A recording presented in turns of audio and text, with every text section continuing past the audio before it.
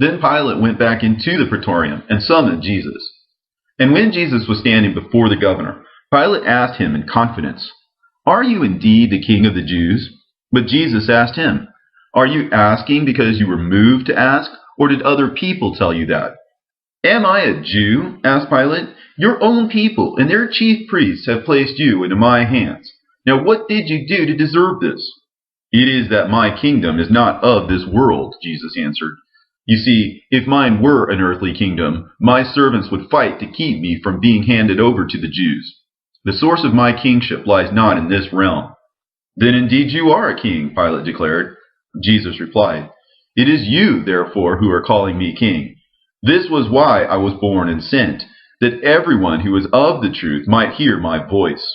Then Pilate asked him, "What is truth?" Jesus said, "Truth comes from heaven." So Pilate asked him, "Is there not any truth on earth?" "You have seen for yourself," Jesus answered Pilate, "that those who speak the truth on earth are condemned by those in authority." Then Pilate, leaving Jesus in the praetorium, went out to the Jews and proclaimed, "I do not find any guilt in him."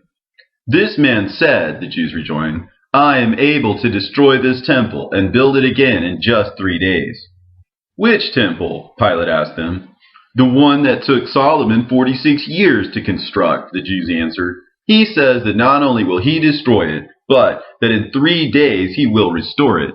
Pilate then declared, "I am free of this righteous man's blood. You see to it yourselves." "May the blood guilt fall on us and our children as well," answered the Jews. And Pilate called the elders, the priests, and the Levites over to himself and charged them privately, "Do not conduct yourselves in this way. Your allegations involve healing and Sabbath breaking. None of the things you have accused him of warrants the death penalty." The elders, chief priests, and Levites replied, "Should a man be put to death for speaking blasphemy against Caesar?" "He does deserve to die for that," Pilate responded. "A man qualifies for the death penalty if he curses Caesar," the Jews answered Pilate, "but this man has blasphemed God himself." The chief priests and the elders started denouncing Jesus, but he never responded to any of it. Then Pilate asked him, "Do you not hear how many charges they are bringing against you?" But Jesus did not answer him, which astonished the governor to no end. The chief priests went on charging him with a whole range of offenses. So Pilate asked him once again, "Are you not going to defend yourself? Look at how many crimes they are charging you with." But Jesus still did not respond, and Pilate was amazed. Then the governor ordered the Jews to leave the praetorium, and he called Jesus to himself and asked, "What am I to do with you?" "Even as it was given to you," answered Jesus. Then Pilate requested, "And just how was it given to me?" Jesus replied, "Moses and the prophets forespoke of both my death and my resurrection." Now the Jews were trying to hear what they were saying, and as soon as they heard that, they asked Pilate, "What do you need to hear over and above that man's blasphemy?" And Pilate answered the Jews, "If this qualifies as blasphemy, then take him into your synagogue, charge him with it, and judge him as your law directs." Then the Jews informed Pilate, "Our law stipulates that if one man should wrong another, he should receive 39 lashes, but it calls for the stoning of anyone who blasphemes God." "Then take him," Pilate answered them, "and punish him as you see fit." The Jews then said to Pilate, "We would like to see him crucified." "He does not deserve to be crucified," Pilate responded. Then the governor studied the great number of Jews who were standing there closely, and when he saw that many of them were shedding tears, he observed, not all of them wished to see him killed. But the Jewish elders then retorted, "Each of us has come in order to bring about his execution." Then Pilate asked the Jews, "Why ought he to be put to death?" "Because he claims to be the Son of God," the Jews replied, "and a king as well." Nicodemus, who was there among the Jews, stood before the governor and pleaded, "Your Honor, I implore you, allow me to speak a few words." "You may speak," Pilate said. And Nicodemus explained, "I inquired of the elders, priests, Levites, and all who were in the synagogue, what are you planning to do with this man? He performs signs and wonders which are far too numerous to count, and which no one else has ever done or ever will do. Set him free, and do not long for evil to befall him. The signs that he presents will endure if indeed they come from God, but if not, they will never amount to anything. You see, when God sent Moses into Egypt, he ordered him to perform many signs before Pharaoh, king of Egypt. Now Pharaoh had these two magicians, Jannes and Jambres, who also pulled off numerous signs like those that Moses did, and the Egyptians were convinced that they were gods. But because the signs they showed did not really come from God, they perished, along with those who believed in them, as you Pharisees and teachers of the law are well aware. Now set this man free, for he has done nothing that is worthy of death. At that point the Jews replied, "You are a convert and a disciple of his." "Has the governor also converted and become his disciple?" Nicodemus asked. "Did not Caesar himself appoint him to this high office?" And when the Jews heard this, they became enraged and started to grind their teeth against Nicodemus. Then Pilate asked them, "Why are you gnashing your teeth against him when you know that he is telling the truth?" The Jews then said to Nicodemus, "May you receive his inheritance along with his teaching." "Yes, indeed," Nicodemus affirmed. "May it be to me as you have said." Then one from among the Jews got up and asked if he might say something. "If you've got something to say," the governor responded, "then you may speak." And he testified, "I laid in agony on a mat for 38 years, but then Jesus came healing many of the demon-possessed, as well as those crippled by various diseases. Now a few young men felt for me and carried me over to him on my stretcher. And when he saw me, this Jesus pitied me and said to me, 'Pick up your bed and walk.' So I picked up my bed and started walking." "Ask him the day on which he received his healing," the Jews bid Pilate. "It was on the Sabbath day," admitted the man who had been healed. Then another of the Jews rose up and asked the governor if he might say a few things. And the governor replied, "Say what you will."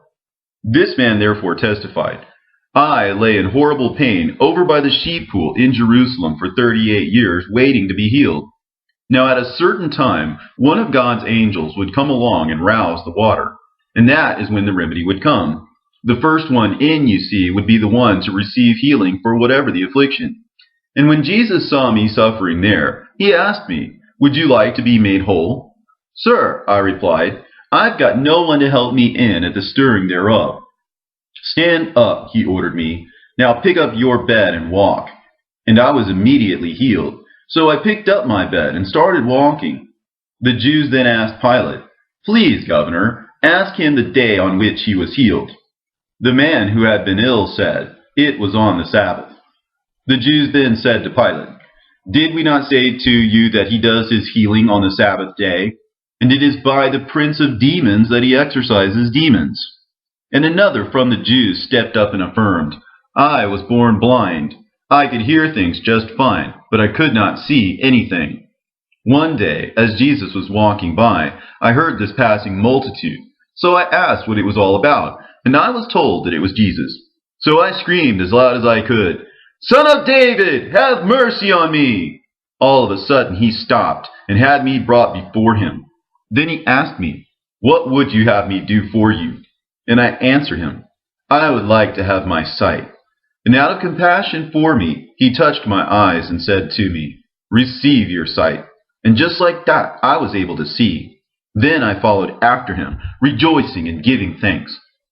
Then another of the Jews stood up and declared, 'I was hunched over, and with only a word he caused me to stand up straight.' 'I had a skin disease,' affirmed another, 'and he cleansed me with just a word.' Then a woman named Veronica testified, 'I was plagued for 12 years by a continual flow of blood. Then I touched the hem of his robe, and right away my bleeding stopped.' At that point the Jews replied, 'Our law does not admit the testimony of a woman.' And after many others had put forward their accounts, another one of the Jews added, 'I saw when Jesus was invited to a wedding in Cana of Galilee. After the wine had run out, he ordered the servants to fill 6 jugs brimful with water, and so they did. Then he blessed them, changing the water into wine. Everybody drank of it, and this miracle amazed us all. Then another from among the Jews stepped forward and declared, 'I saw Jesus when he was teaching in the synagogue in Capernaum. Now in that place there was this demon-possessed man. "Leave me alone," the demon screamed. "What have we to do with you, Jesus of Nazareth? I know that you're God's Holy One." But Jesus reproved him, saying, "Be silent, you filthy spirit, and leave this man at once." And right away he left that man, not harming him at all. Then a Pharisee testified, "I saw an enormous crowd from all parts of Galilee gather together around Jesus, from Judea, the seaside, and the many regions around the Jordan. And even though so many sick came up to him, he healed each and every one of them. I heard the filthy spirits screaming, 'You are the Son of God!' But Jesus ordered them most emphatically, 'Don't you tell a soul.'" And after this, another one, who was known as Centurio, testified, "I saw Jesus in Capernaum. 'Master,' I begged him, 'my servant back home is racked with paralysis.' And Jesus said, 'Then I will go and heal him.' 'But Lord,' I said, 'I am not even worthy that you should enter my house. Just say the word, and my servant will be restored.' 'Go on then,' he said to me, 'may it be to you as you believed.' And it was from that time that my servant was healed." Then another prominent man chimed in, "I had a son who was laying at death's door back in Capernaum. And when I heard that Jesus had come into Galilee, I went and begged him to come down to my house and restore my son, for he was at the point of death. He said to me, 'Your son is alive.' And it was from that very moment that my son was made well." A host of others shouted, "Surely he's the Son of God, and a prophet too, seeing how with his word alone he cures every manner of illness, and subjugates every demon."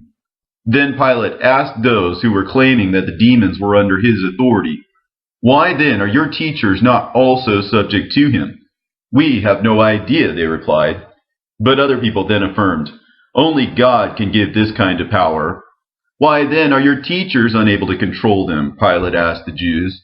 Some maintained, "The power to command demons comes from God alone," but others contended, "Jesus raised Lazarus from the dead after he had been entombed for 4 days." Then the governor shuddered and questioned the entire assembly of Jews. "Why are you so eager to shed innocent blood?" Pilate then summoned Nicodemus and the 12 who held that Jesus was not born of fornication, and asked them, "What am I supposed to do? The people are divided." "We do not know," they answered him. "Those who incite the crowds will see to it." Then he went out to the Jews again and proclaimed to the chief priests and the assembled multitudes, "I do not find any guilt in this man." But they grew all the more insistent, saying, "He's been teaching all over Judea, getting the people all worked up. He started out in Galilee and has continued to this very place."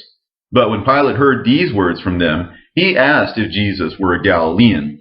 And when he realized that Jesus fell under the jurisdiction of Herod, he forwarded Jesus to him, who at the time was also in Jerusalem.